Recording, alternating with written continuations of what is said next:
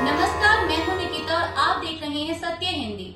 चलिए एक नजर डालते हैं अब तक की सुर्खियों पर। गुरुवार को एक प्रेस कॉन्फ्रेंस को संबोधित करते हुए शिवसेना यूबीटी नेता संजय राउत ने कहा कि युद्ध हुआ, फिर युद्ध विराम हुआ और बाद में राष्ट्रपति ट्रंप ने हस्तक्षेप किया।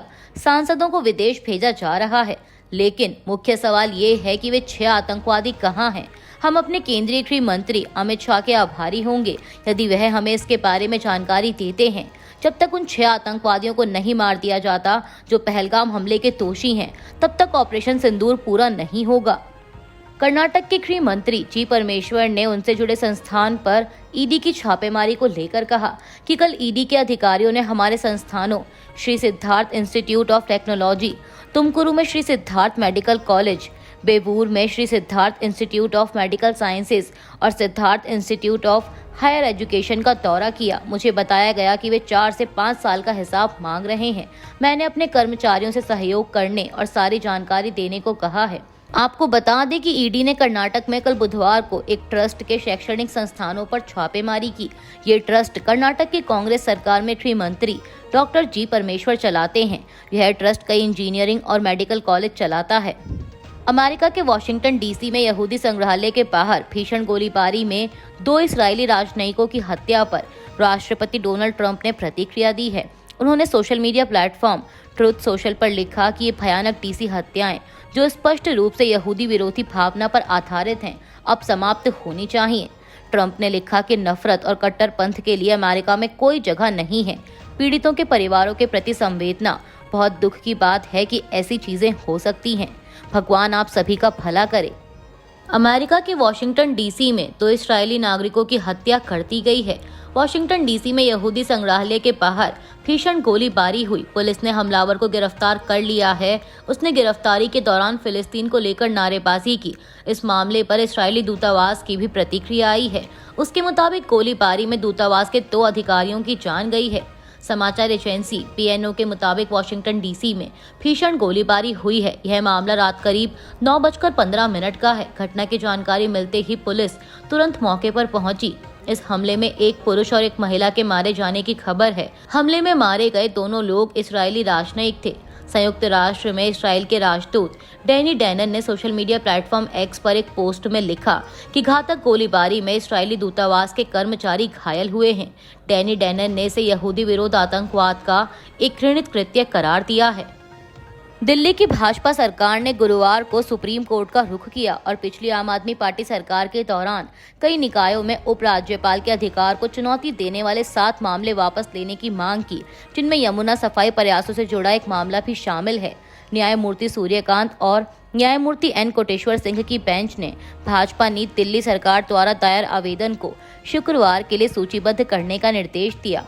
दिल्ली सरकार की ओर से पेश अतिरिक्त सॉलिसिटर जनरल ऐश्वर्या भाटी ने कहा कि आवेदन में शीर्ष अदालत में लंबित 7 मामलों को वापस लेने की मांग की गई है, जिसमें ठोस अपशिष्ट प्रबंधन, यमुना सफाई सहित कई समितियों में उपराज्यपाल के अधिकार और अधिनियमों और अध्यादेशों की वैधता को चुनौती दी गई है।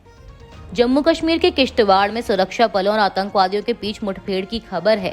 भारतीय सेना ने बताया कि जम्मू कश्मीर पुलिस के साथ साझा अभियान में सुरक्षा बलों ने चटरू इलाके में आतंकवादियों को घेर लिया है। सेना और सुरक्षा बलों का संयुक्त अभियान अभी जारी है। भारतीय सुरक्षा बलों ने पूरे इलाके की घेराबंदी कर दी है।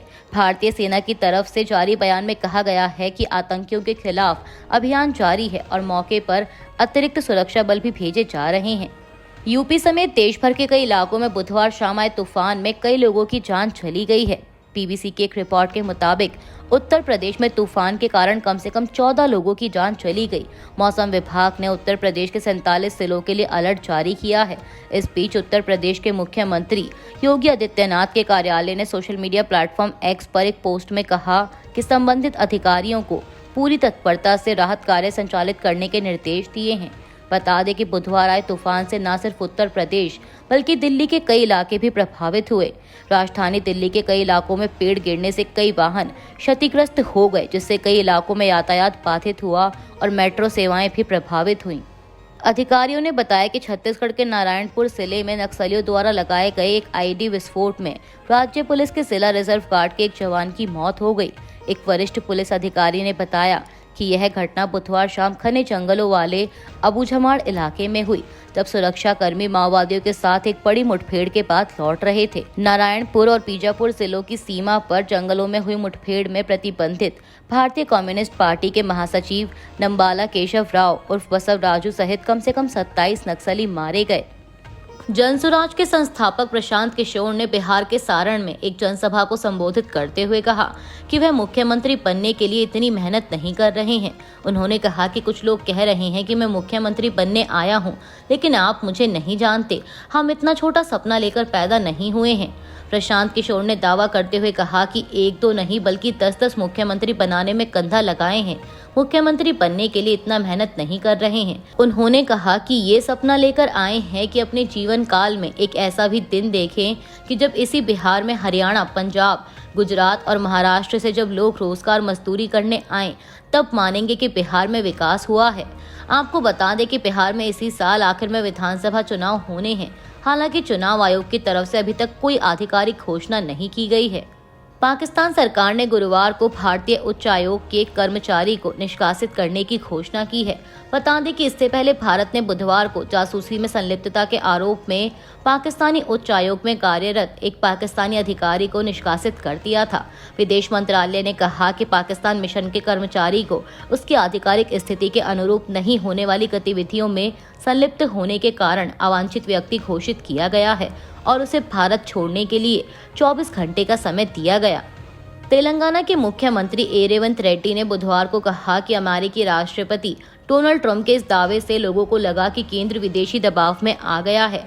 अमेरिकी राष्ट्रपति ने कहा कि उन्होंने दबाव डाला और युद्ध को रोक दिया। एक स्थिति तब पैदा हुई जब ट्रंप ने घोषणा की कि भारत के आर्थिक हितों को नुकसान पहुंचाने की धमकी दी तो भारत ने आत्मसमर्पण कर दिया। इससे ऐसी स्थिति पैदा हुई कि देश के लोगों को स्पष्ट रूप से यह महसूस होना चाहिए कि देश की सरकार ने ट्रंप के दबाव में आत्मसमर्पण कर दिया है। रेड्डी ने दावा किया कि केंद्र ने हाल ही में भारत और पाक संघर्ष के दौरान अवसर का उपयोग किए बिना पीछे हट गया, जबकि कांग्रेस अध्यक्ष मल्लिकार्जुन खड़गे और पार्टी नेता राहुल गांधी पाकिस्तान को स्थायी सबक सिखाने के लिए सरकार के समर्थन में खड़े थे। इस्राएल के प्रधानमंत्री बेंजामिन नेतन्याहू ने कहा है कि इस्राएल की सुरक्षा सुनिश्चित करने वाली शर्तों के तहत वह युद्ध विराम करने के लिए तैयार हैं। उन्होंने कहा कि इन शर्तों में सभी इस्राएली बंधकों की रिहाई, हमास का आत्मसमर्पण, गजा से उसके नेतृत्व का निष्कासन और क्षेत्र पूरी तरह से हथियार रहित हो जाए शामिल है। साथ ही उन्होंने कहा कि जो लोग गजा से जाना चाहते हैं वह जा सकेंगे।